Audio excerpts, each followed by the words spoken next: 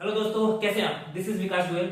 तो आज हम करने वाले हैं हमारा next lecture, chapter number 3 money and credit, class 10। ठीक है। लास्ट वीडियो में मैंने आपको बताया था कि हम मनी को एक एक्सचेंज की तरह यूज क्यों करते हैं। जैसे हमारे पास जो मनी होती है, 10 रुपीज का नोट, 20 रुपीज नोट, कि कोई भी जो हमारे पास करेंसी है उसको हम एक्सचेंज में यूज क्यों करते हैं। बेसिकली उसका रीजन मैंने आपको बताया था कि बाहर का सिस्टम की कुछ प्रॉब्लम्स होती हैं, उसको दूर करने के लिए हम क्या करते हैं, उस जो मनी होती है, जो करेंसी होती है, हम उसका यूज करते हैं। तो आज हम इस वीडियो में देखने वाले हैं, हमारे पास हम दो क्वेश्चंस को देखेंगे यहाँ पे। पहला क्वेश्चन हमारे पास कौन सा बताइए, व्हाट इज मनी, कि मनी की डेफिनेशन क्या होती है। ठीक है, जिसको आप मनी बोलते हो, जैसे आपके पास 20 रुपीज नोट है, 50 रुपीज नोट है, क्या वो ही मनी होती है या उसके अलावा भी कुछ मनी होती है। ठीक है। दूसरा देखेंगे मॉडर्न फॉर्म्स ऑफ मनी, कि मनी के कौन कौन सी फॉर्म्स होती हैं, कौन कौन से रूप होते हैं, किस किस टाइप्स की मनी होती है। ठीक है। तो देखते हैं, सबसे पहले स्टार्ट करते हैं व्हाट इज मनी। अच्छा, कई लोग ये सोचते हैं कि जो हमारे पास जो ये नोट, जो सिक्का होता है, जो भी नोट होते हैं, 10 रुपीज नोट, 50 रुपीज नोट, हाँ 500 रुपीज नोट, ये क्या होता है हमारे पास, इसको हम क्या बोलते हैं, मनी बोलते हैं। ठीक है। ठीक है, लेकिन ध्यान रखना, इसके अलावा भी क्या होती है, मनी होती है। जैसे फॉर एग्जाम्पल मैं आपको बोलूं चेक, आपको मैं एग्जाम्पल देता हूँ। चेक, किसी भी बैंक का चेक है, वो चेक है ना, वो भी क्या होती है, हमारी एक मनी होती है। ठीक है। अब आप बोलोगे ये जो चेक है, ये चेक मनी कैसे हो गया। मनी तो हमने ये सुना था कि जो आपके पास जो नोट होते हैं, जो सिक्के होते हैं, वही क्या होती है, मनी होती है। चेक कहां से मनी हो गया? देखो सुनो, इसलिए मैं आपको बोल रहा हूँ कि मनी की डेफिनेशन जानना जरूरी है। देखो मनी क्या होता है, मनी की डेफिनेशन मैंने यहाँ पे लिखी है, सुनो। Money is anything that we use to make transaction for goods and services. सुनना, मनी वो सारी की सारी चीजें मनी है, या उन सभी चीजों को हम मनी बोल सकते हैं जिसके थ्रू हम गुड्स एंड सर्विसेज का ट्रांजैक्शन कर सकते हैं। क्या? तो अब जैसे आपके पास 10 रुपए का सिक्का है, तो आप मार्केट में गए, आपने सामान परचेज किया, आपने दे दिया 10 रुपए, तो आपका वो ट्रांजैक्शन हो गया, मतलब आपने गुड्स एंड सर्विसेज परचेज कर लिए।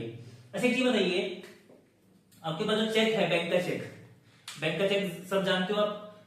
अभी इसको हम आगे पढ़ेंगे भी कि बैंक का चेक क्या होता है। फिलहाल के लीजिए, बैंक एक चेक इशू करती है हर अपने कस्टमर्स को। ठीक है। अच्छा, आप मार्केट में गए किसी शॉपकीपर के पास, है ना, और आपने 5000 रुपीज का क्या परचेज किया, गुड्स परचेज किया। कितने का?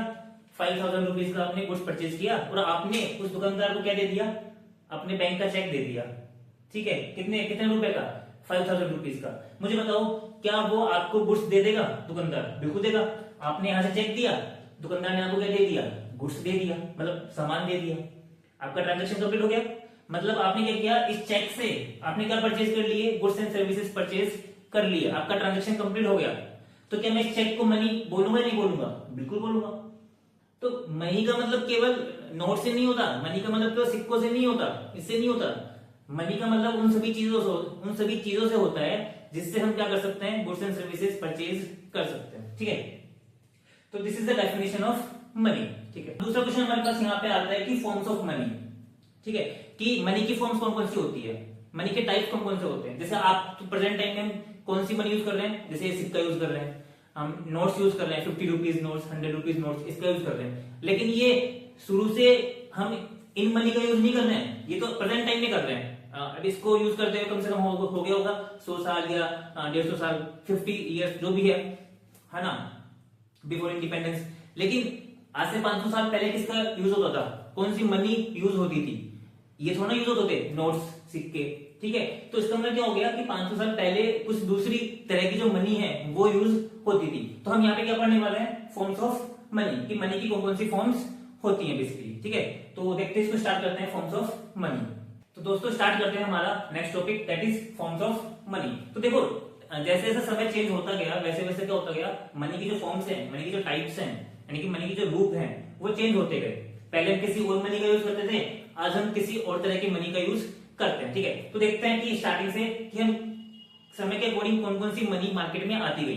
ठीक है। मनी के जो फॉर्म्स है उसमें क्या क्या चेंज आए। तो देखिए, सबसे पहले हम क्या करते थे, गुड्स एंड सर्विसेज को परचेज करने के लिए, किसी भी तरह की गुड्स एंड सर्विसेज को परचेज करने के लिए हम यूज करते थे किसका, ग्रेन्स का एंड कैटल्स का। ये हमारी क्या थी, सबसे पहले मनी थी। मतलब फॉर एग्जाम्पल मुझे अगर ये पेन परचेज करना है और मेरे पास ग्रेन है, या फिर क्या है, कैटल्स, यानी कि पशु वगैरह जो भी है, तो मैं क्या करूंगा, मैं इस पेन के बदले में क्या दूंगा उनको, क्या दूंगा, ग्रेन्स या फिर कैटल्स। ठीक है, तो ये क्या हो गया बताइए, ग्रेन्स एंड कैटल्स के थ्रू पुराने जमाने में क्या होती थी बताइए, ट्रांजेक्शंस होते थे। तो ये हमारे पास क्या हो गया, मनी का टाइप हो गया। भाई मनी का टाइप क्यों है, क्योंकि इससे क्या हो रहा है, ट्रांजेक्शन पॉसिबल हो रहे हैं, और जिससे ट्रांजेक्शन पॉसिबल होते हैं वो क्या होती है, मनी होती है। ठीक है, तो अब के बाद क्या हुआ, समय चेंज होता गया। तो समय चेंज होता गया तो क्या हुआ बताइए, समय चेंज होता हुआ तो समय चेंज होने के अकॉर्डिंग क्या हुआ, हमारे पास मार्केट में या फिर क्या हुआ, एक प्लेस पे क्या आ गए, गोल्ड एंड सिल्वर कॉइन, इनका क्या हो गया, डेवलपमेंट हो गया, इनका इजाद हो गया। बेसिकली हम क्या करने लगे, गोल्ड एंड सिल्वर कॉइन से ट्रांजेक्शन पूरे करने लग गए, ट्रांजेक्शन पॉसिबल हो गया, इजी हो गया बेसिकली। जैसे आपने देखा होगा राजा महाराजा के टाइम में क्या होता था बताइए, उनके टाइम में क्या होता था, हम इससे क्या करते थे, आज से 500 साल पहले 400 साल पहले हम इससे क्या करते थे, गोल्ड एंड सिल्वर कॉइन से ट्रांजेक्शन करते थे बेसिकली। ठीक है, जिसको हम बोलते हैं अशरफिया वगैरह, जो भी कुछ बोलते हैं। ठीक है, अब तो उसके बाद क्या आ गया बताइए, उसके बाद आज के डेट में हम किसका यूज कर रहे हैं, गोल्ड एंड सिल्वर कॉइन धीरे धीरे क्या हो गए, बंद हो गए। आज आप प्रेजेंट टाइम में क्या आपके पास गोल्ड कॉइन है, मतलब आप किसी भी गुड्स एंड सर्विसेज को परचेज करने के लिए क्या आप किसी को गोल्ड कॉइन देते हो, किसी को सिल्वर कॉइन देते हो, नहीं। हम इसका यूज होना ना करते हैं, हम किसका यूज करते हैं बताइए, आज की डेट में हम यूज करते हैं किसका, पेपर नोट्स का एंड कॉइन्स का, है ना। ये हमारी क्या बताइए, ये हमारी है कौन सी, ये हमारी मॉडर्न मनी है। कौन सी मनी बताइए, ये हमारी मॉडर्न मनी है, modern form of money, modern forms of money. Modern forms का मतलब क्या होता है कि जिसका हम प्रेजेंट टाइम में क्या कर रहे हैं, यूज कर रहे हैं। हम क्या कर रहे हैं, तो करेंसी का यूज कर रहे हैं। कौन सी currency, paper notes, 10 rupee note, 50 rupee note, 500 rupees note. दूसरा हम कॉइन का यूज कर रहे हैं, सिक्कों का, 10 रुपए सिक्का, 20 रुपए सिक्का, 5 रुपए सिक्का। ठीक है, दूसरा हम यूज करते हैं किसका, डिपॉजिट विद बैंक्स। भाई आपके एक बैंक अकाउंट होता है, उसमें आपके पास क्या होते हैं, कुछ पैसे होते हैं अकाउंट में, उसको हम बोलते हैं डिपॉजिट विद बैंक्स। उसका एक नाम होता है डिमांड डिपॉजिट। इसको हम आगे अभी डिटेल से पढ़ेंगे इसको हम आगे। ठीक है, तो आपको क्या बता रहा हूं मैं, पहले हम इसका यूज करते थे, फिर समय चेंज होता गया तो हम इसका यूज करने लग गए, गोल्ड कॉइन का, सिल्वर कॉइन का। फिर प्रेजेंट टाइम में समय चेंज होता गया, हम किसका यूज कर रहे हैं, पेपर नोट्स का, कॉइन्स का, डिमांड डिपॉजिट का। हम इसका यूज कर रहे हैं ट्रांजेक्शन को पूरा करने में, मतलब ट्रांजेक्शन करने में, गुड्स एंड सर्विसेज परचेज करने में। ठीक है, अच्छा बात यहाँ पे ये आपको यहाँ पे क्वेश्चन आपके अराइज हो सकता है माइंड में, सर ग्रेन्स एंड कैटल्स का तो ठीक है, आपको समझ में आता है कि ये इसमें कुछ प्रॉब्लम थी ग्रेन्स एंड कैटल्स में। ठीक है, तो हर किसी के पास तो क्या नहीं होता, ग्रेन नहीं होता, हर किसी के पास कैटल्स नहीं होते, तो फिर वो अगर उसको कोई सामान परचेज करना है तो कैसे परचेज करेगा। तो ये तो धीरे धीरे क्या हो गए, बंद हो गए। लेकिन गोल्ड एंड सिल्वर कॉइन जो है, जब ये मनी आई थी मार्केट में, जब लोग इससे ट्रांजेक्शन कर रहे थे, इसको देकर के कोई भी गुड्स एंड सर्विसेज परचेज कर रहे थे, तो फिर गोल्ड एंड सिल्वर कॉइन को बंद क्यों कर दिया गया। इसके बाद ये जो पेपर करेंसी है, जो पेपर नोट है, वो क्यों मार्केट में आए, इसको क्यों बंद कर दिया गया। देखो इसका एक रीजन है सिंपल सा। होता क्या है, बेसिकली मान के चलो आपका गोल्ड का कॉइन है, अब गोल्ड कॉइन पे लिखा हुआ है 10 रुपए, कितना लिखा हुआ है, मान के चलो गोल्ड कॉइन की जो वैल्यू है ना, उस गोल्ड कॉइन, एक गोल्ड का कॉइन है, उस पे 10 रुपए प्रिंट लिखा हुआ है, मतलब 10 रुपए प्रिंटेड है उस पे, मतलब इसकी गोल्ड कॉइन की वैल्यू कितनी है, 10 रुपए। लेकिन होता क्या है, ये इसकी कौन सी वैल्यू है, एक्सटर्नल वैल्यू, इस पे प्रिंट है 10 रुपए, मतलब हम इससे 10 रुपए का सामान परचेज कर सकते हैं। लेकिन अब हुआ क्या, इस गोल्ड की जो इंटरनल वैल्यू है, कौन सी वैल्यू, इंटरनल का मतलब होता है जब हम इस गोल्ड को गोल्ड की तरह बेचेंगे, यानी कि इसको गोल्ड को इसको लिक्विड फॉर्म करके बेसिकली, है ना, इसको गोल्ड बना करके, सिक्के का फॉर्म हटा करके, ठीक है, जब इसको गोल्ड की तरह बेचेंगे ना, तो ये बिकेगा 15 रुपए में।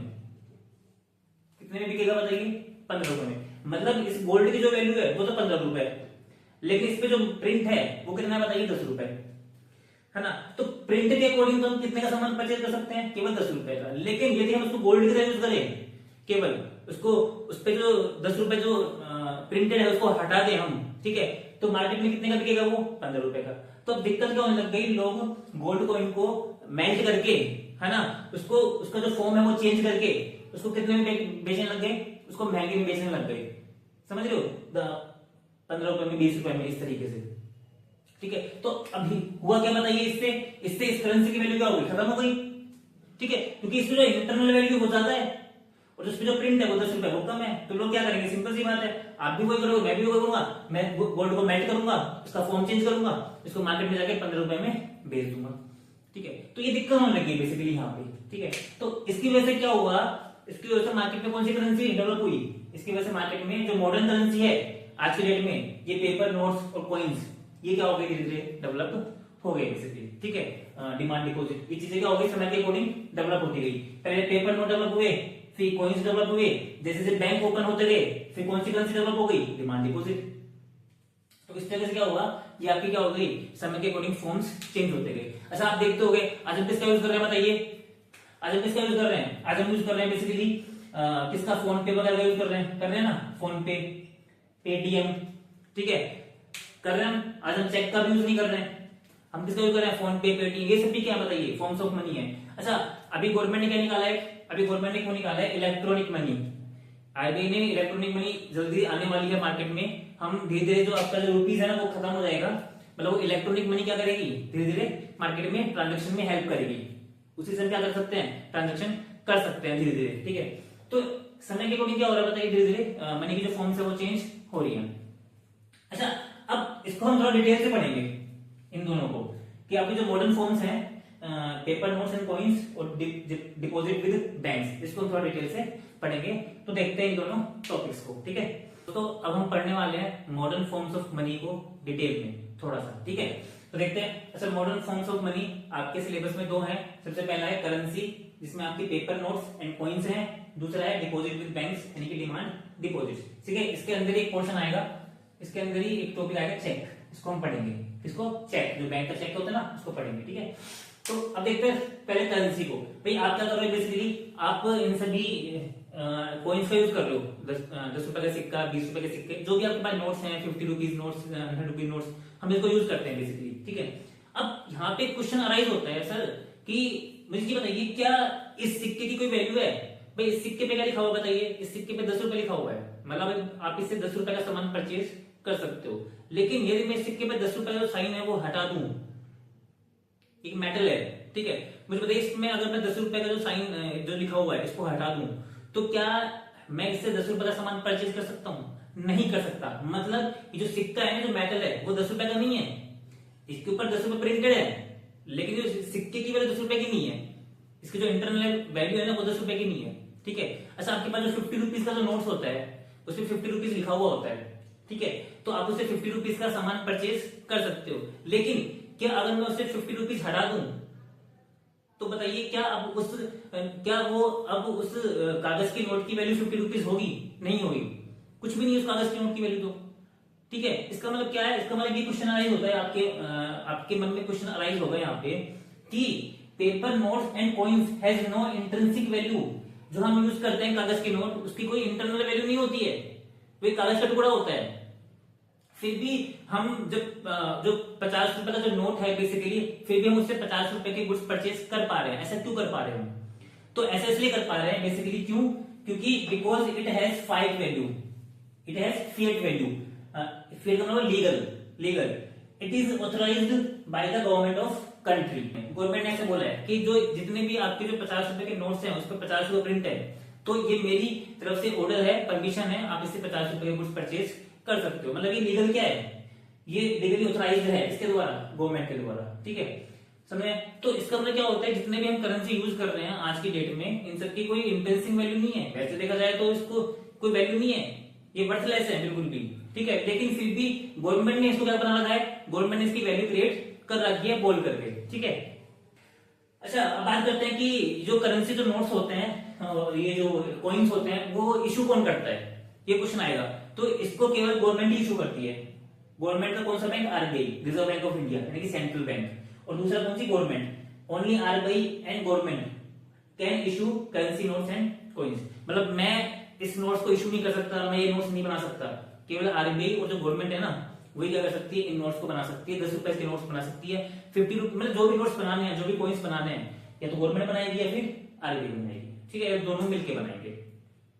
तो ये तो था मेरा कौन सा, पेपर नोट्स और कॉइन्स के मामले में ये कुछ सवाल थे जो मैंने आपको बता दिए। दूसरा हमारे पास कौन सा बताइए, दूसरा हमारे पास है डिपॉजिट विद बैंक्स यानी कि डिमांड डिपॉजिट। तो इसको हम और देखने वाले हैं दोस्तों। हमारे पास जो सेकंड पॉइंट है मॉडर्न फॉर्म्स ऑफ मनी का, वो है डिपॉजिट विद बैंक्स, ठीक है। इसको और देख लेते हैं एक बार, छोटा सा पॉइंट है, अच्छा पॉइंट है।